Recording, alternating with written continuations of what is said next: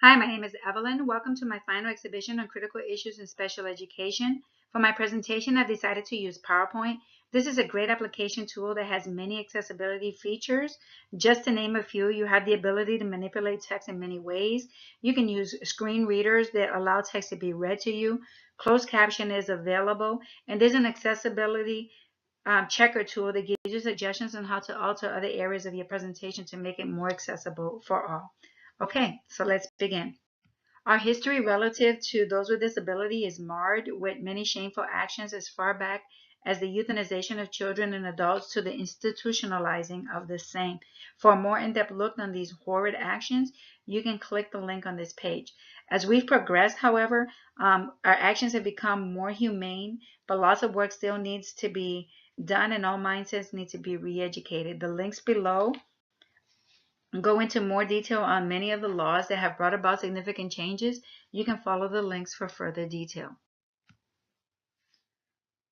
Now, change doesn't happen without action, and these particular cases were catalytic in nature toward acceptance and treatment of children with disabilities within education. As I looked through these cases, I was grateful that they were advocates for those with disabilities who had the desire to make change that was significant. As a result of the change and new laws, students with disabilities are now and will continue to be a part of our classrooms in a more inclusive manner. The one-size-fits-all model is no longer an option. We need to be more flexible. And in order to be able to meet the needs of students with disability and all students in general, the universal design for language has been developed. There are three main pathways to success with the universal design for language: that's representation, expression, and engagement.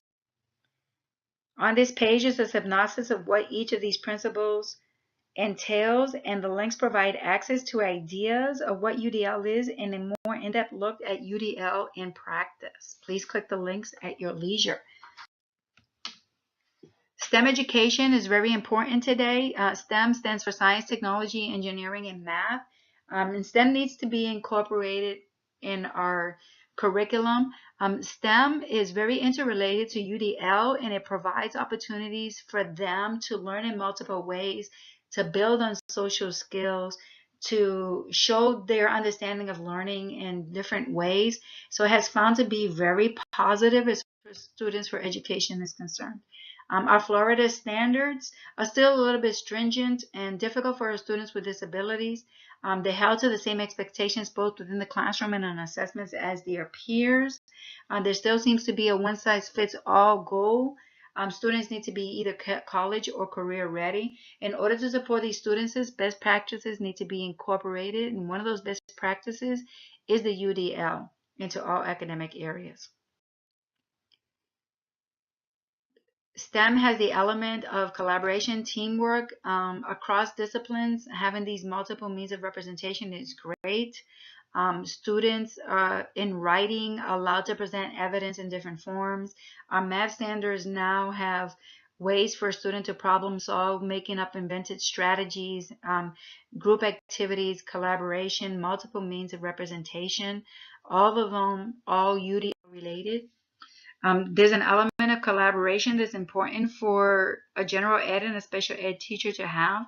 Here listed on this page is the different types of co-teach models available. The link provides a more in-depth explanation of what each one of these models is. And the words of Woodrow Wilson, I don't only use my brain, but all that I can borrow.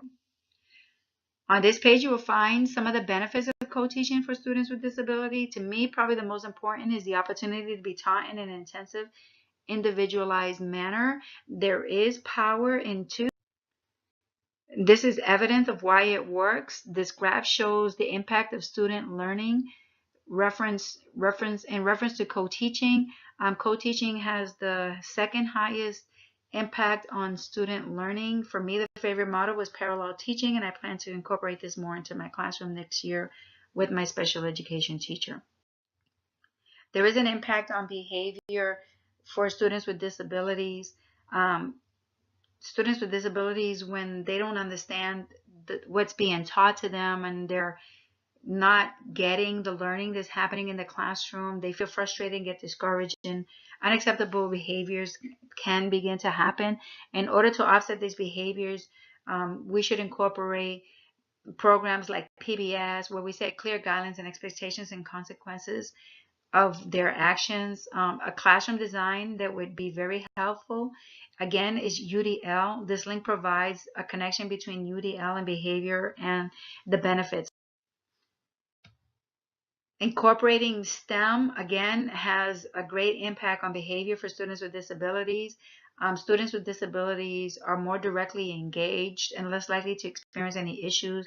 There's the opportunity for peer support where they can develop some of these social skills through positive collaboration and activity. And again, studies have found that students with disability are more positively influenced by STEM education and its connection to UDL. There's an impact on writing instruction on STEM in reference to students with disability. Writing instruction for students with or without disabilities should be varied. Writing should be done cross-curricular to develop connections across discipline. It should include multiple means of representation, multiple means of ways of students of expressing themselves. A good idea to use in writing with STEM is notebooks where kids can represent their knowledge of data in varied ways. Writing also develops critical thinking skills, and all of these are great and have an impact on STEM education for students with education. This is my final page, and it's a reference page, and I thank you very much for listening to my presentation.